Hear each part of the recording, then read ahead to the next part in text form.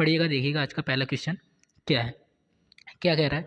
कह रहा है किसी परीक्षा में उत्तीर्ण होने के लिए 40% अंक लाना अनिवार्य होता है। किसी भी परीक्षा में अगर आपको उत्तीर्ण होना है तो कितना प्रतिशत अंक लाना अनिवार्य है? 40% अंक लाना अनिवार्य है। एक विद्यार्थी 32 अंक प्राप्त करता है तथा वह 24 अंकों से क्या हो गया? फेल हो गया। तो परीक्षा का पूर्णांक बताइए। कह रहा है कि किसी परीक्षा में अगर आपको पास होना है तो 40% अंक लाना तो अनिवार्य है, लेकिन एक विद्यार्थी क्या करता है? 32% अंक तो पाता है लेकिन 24 अंकों से क्या हो जाता है? फेल हो जाता है। तो परीक्षा का पूर्णांक 100% रहा होगा, यानी परसेंटेज, यानी 100% हमसे पूछना चाह रहा है। तो एक बार देखते हैं, बच्चे ने पाया कितना है? 32% अंक पाया है और फेल कितने से हुआ? 24। एक बार सोचिए, अगर वो 24 अंक पा गया होता, अगर वो 24 अंक पा गया होता तो वो भी पास हो गया होता। अगर 24 अंक पा गया होता तो वो भी पास हो गया होता। जब ये पास हो जाएगा तो मतलब इसका जो परसेंट होगा किसके बराबर हो जाएगा? 40% के बराबर हो जाएगा। 40% के बराबर क्यों होगा? क्योंकि पास होने के लिए कितना अंक चाहिए, कितना परसेंट चाहिए? 40%। और ये 32 पाया था, इसको हमने 24 दिया, 24 अंक जिससे फेल हो रहा था 24 अंक हमने दे दिया, तो ये भी पास हो गया। मतलब इतना कुछ मिला के ये किसके बराबर है? 40% के बराबर है। अब परसेंट की चीज़ परसेंट के साथ क्या होगी? घट जाएगी। तो 24 इधर ही रहेगा, लेकिन 40 माइनस क्या हो जाएगा? 32%। 40% माइनस 32%, तो ये टोटल कितना आ जाएगा? 8%। 8% बराबर कितना आ जाएगा? 24 आ जाएगा। तो जब इसे काटेंगे तो 8 तरीके 24, 1% की वैल्यू कितनी आएगी? 8 तरीके 24, 3 आएगी। लेकिन हमको चाहिए क्या?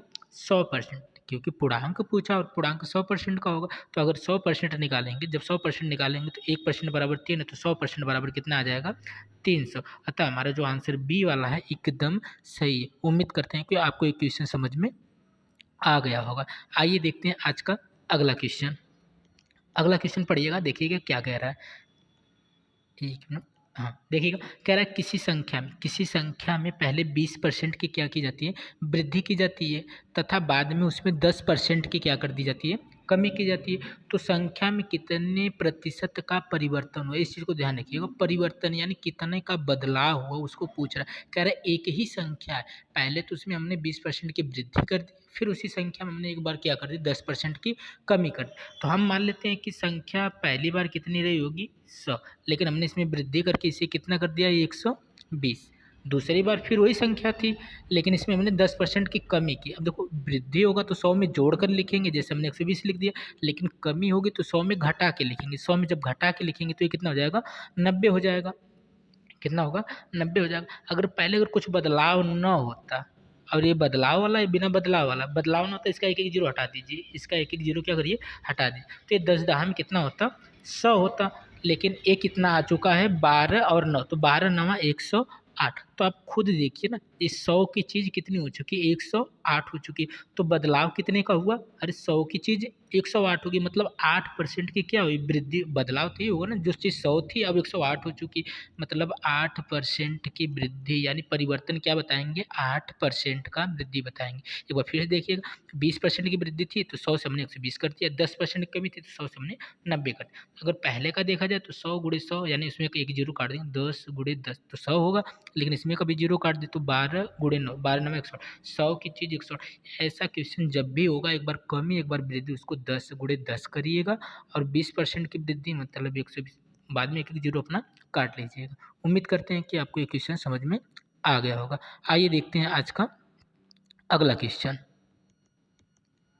अगला क्वेश्चन देखिएगा, कह रहा है कि चीनी के मूल्य में 20% की कमी हो जाने पर खपत में कितने प्रतिशत की वृद्धि करे कि खर्च अपरिवर्तित रहे। इस बात को ध्यान रखिए कि नो चेंज, यानी अपरिवर्तित वाली बात जब भी करेगा और यहाँ पे कमी कर रहा है और यहाँ पे कह रहा है कि वृद्धि करे, तो ऐसे क्वेश्चन में आप कुछ मत करिएगा। जितने की कमी है बस वो लिख दीजिए। 20, जितना कमी या वृद्धि उसको लिखिए ना। 20 की है तो 20 लिखिए, 30 है तो 30 की लिखिए। देखिए, अगर कमी है तो बस इसी को 100 में घटा कर लिख दीजिए। 100 में जब घटा कर लिखेंगे तो ये 20 जब घटाएंगे तो ये कितना हो जाएगा? 80 हो जाएगा। अरे 100 में से घटाएंगे 20 तो 80 होगा। अब गुणे का कर देंगे, इसी के साथ 100 कर देंगे, तो 20 चौके 80 और 4 से काटेंगे तो कितना हो जाएगा? 25। अतः 25% की क्या करनी होगी? हमें वृद्धि करनी होगी, तब खर्च अपरिवर्तित रहेगा। इसका आंसर बी। देखिएगा, अगर यहीं पे 10% की कमी होती है, अगर यहीं पे क्या होता है 10% की कमी, तो ऊपर 10 ही लिखते, कमी है तो घटा के लिखते, जब घटाएंगे तो कितना हो जाएगा? 90, और गुणे क्या करते? 100। इसी तरह अगर मान लीजिए यहीं पे क्या होता है, इस बार 20% की वृद्धि होती है, ऊपर 20 ही लिखते हैं लेकिन नीचे कितने लिखते हैं 120, और गुणे क्या करते हैं 100। तो बस ध्यान दीजिएगा ये कमी है या वृद्धि है, उसको तो वैसे लिखेंगे, कमी है तो 100 में घटा के, अगर वृद्धि है तो 100 में जोड़ के गुणे 100 करेंगे। ऐसा वाला क्वेश्चन हमेशा ऐसे ही लगाएंगे। उम्मीद करते हैं आपको ये भी क्वेश्चन समझ में आ गया होगा। आइए देखते हैं आज का अगला क्वेश्चन। अगला क्वेश्चन देखिएगा क्या कह रहा है। कह रहा है कि यदि ए की जो आय है बी की आय से 20% अधिक है तो बी की आय ए की आय से कितने प्रतिशत कम। पहले एक बार बेसिक से देखते हैं क्या करें, लेकिन इसको हम डायरेक्ट ही लगाएंगे। बेसिक उतना टाइम नहीं कि बेसिक से लगाए, इसको हमें लगाना है डायरेक्ट ही लगाना है। देखिए एक बार बेसिक से कैसे होता है।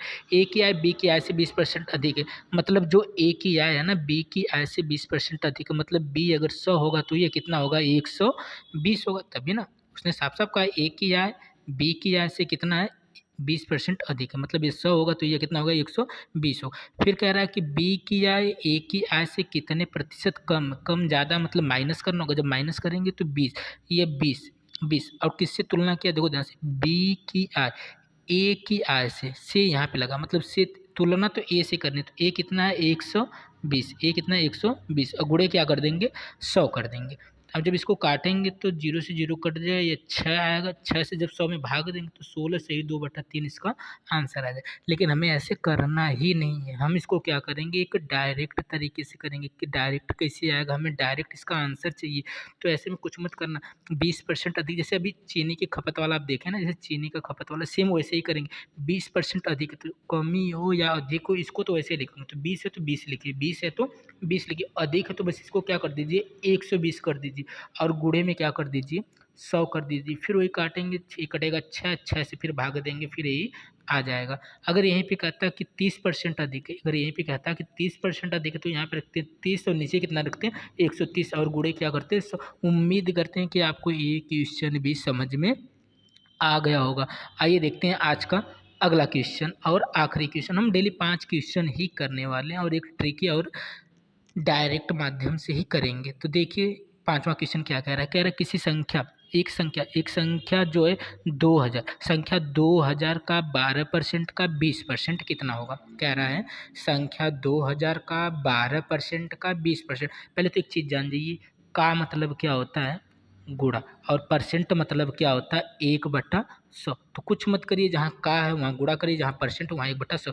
2000 है तो 2000 पहले लिखिए, का है तो गुणा लिखिए, 12% मतलब बटे में क्या जाएगा 100, गुणे का है तो फिर गुणे, ये 20 है तो 20 लिखेंगे, परसेंट है तो क्या लिख देंगे 100 लिख देंगे। अब जितना जीरो कट रहा है उतना जीरो पहले हम काट देंगे, तो 1 2 3 4 जीरो कट रहा है तो 1 2 3 4, 4 जीरो हमने काट दिया। तो 12 दूना कितना होगा 24 और 24 दूना कितना हो जाएगा 48। तो इस क्वेश्चन का जो आंसर होगा कितना होगा 48, जो कि ऑप्शन में नहीं दिया हुआ है, जो कि ऑप्शन में नहीं दिया हो। इसका आंसर कितना हो जाएगा 48। हमने किया कुछ नहीं, देखा 2000 दिया तो 2000 लिख दिए, का है तो हमने गुणा कर दिया, और 12 है तो हमने 12 लिख दिया, परसेंट का मतलब 100 लिख दिया, परसेंट का मतलब 100 लिख दिया, फिर का है तो हमने फिर एक बार गुणा लिख दिया, फिर क्या है 20 है, परसेंट मतलब 100।